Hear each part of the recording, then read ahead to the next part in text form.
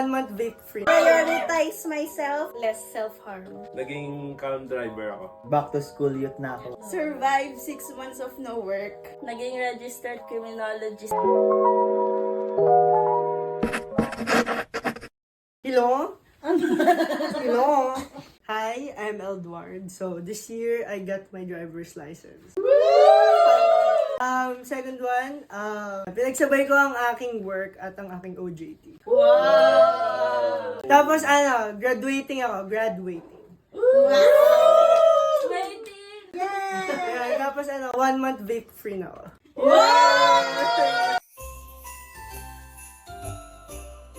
Hi, I'm Eliona. So, this year, I was able to go to 4 new states.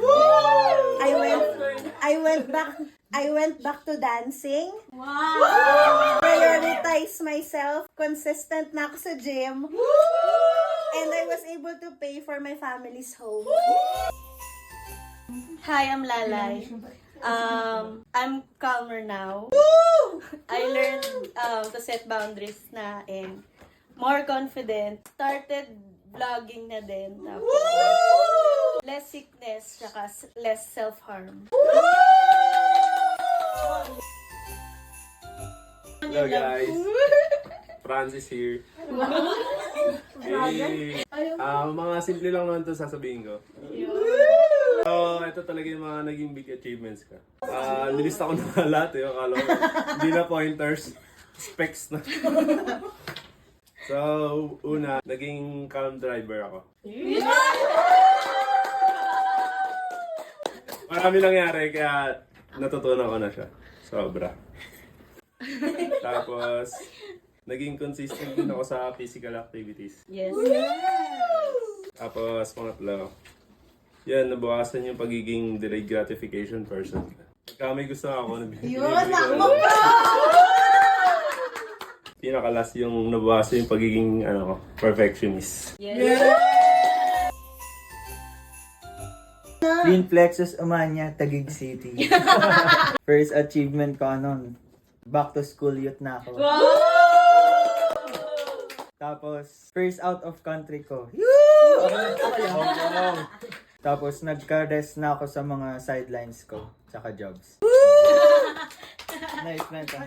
Tapos, 3 months na akong walang vape. Yay! Tapos, nagpatato na ako and nagpa-piercing ako. Yay! And lastly, kahit malungkot ako this year, hindi ako naglas.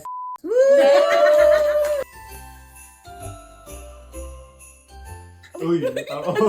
Hi guys, Alaika. Anyap. So, biggest achievement. Yuck.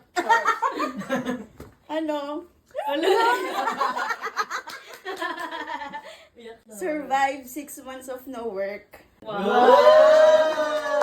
Tapos, traveled 3 countries this year. Wow, wala kang work yun. And more time with myself, family, and friends. Yes! Then, yung unexpected healing process.